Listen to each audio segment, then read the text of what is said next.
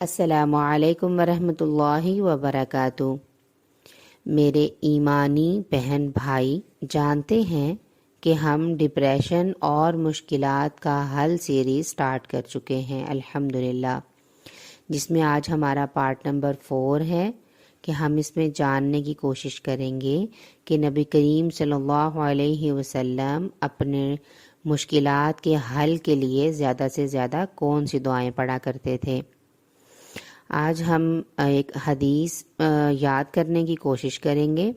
صحیح بخاری کی حدیث نمبر 6363 ہے کہ نبی کریم صلی اللہ علیہ وسلم کثرت سے یہ دعا کیا کرتے تھے، اللہم انی اعوذ بک من الہم والحزن والعجز والکسل والبخل والجبن وضلع الدین وغلبۃ الرجال۔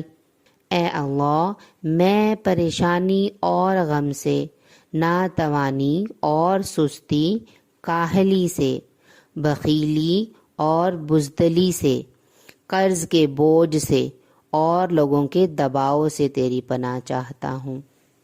اس حدیث کے میننگ سے ہمیں بہت ساری چیزوں کا اندازہ ہو رہا ہے کہ ہمارے نبی نے جو دعائیں ہمیں عنایت کیں اللہ کے ذریعے، وہ کون کون سی دعائیں ہیں جو ہمارے پریشانی میں، غم میں ہمارے کام آنے والی ہیں۔